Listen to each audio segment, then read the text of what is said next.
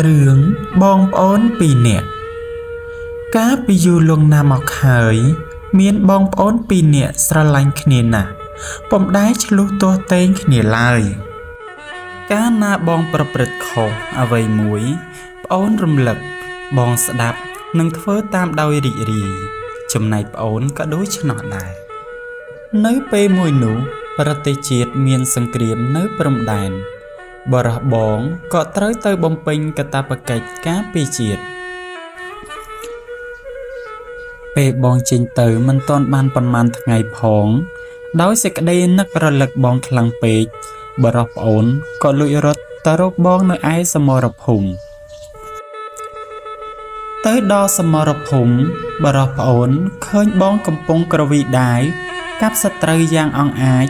ជាមួយនឹងយុទ្ធជនដទៃទៀតប៉ុន្តែ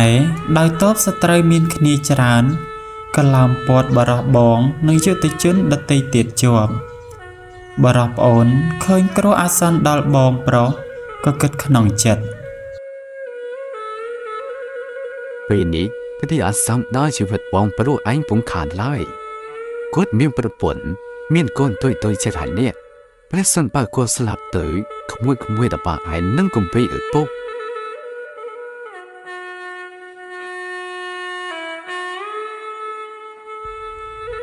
ចំណែកអញខ្លួនមួយមិនអីទេស្លាប់ក៏ស្លាប់ទៅចុះហើយក៏ចាត់ទុកថាជាការលះបង់ដើម្បីជនរំឈាមនិងប្រទេសជាតិអញផងដែរគិតដូច្នោះហើយបរោះប្អូនក៏កន្ត្រាក់ដាវពីខ្មោចទ័ពសត្រូវស្ទុះចូលទៅជួយបងប្រុសហើយស្រែកសូមបងប្រុសរត់យករួចតែខ្លួនសិនចុះទុកឲ្យខ្ញុំជាអ្នកទប់ទល់ជាមួយសត្រូវបរោះជាបង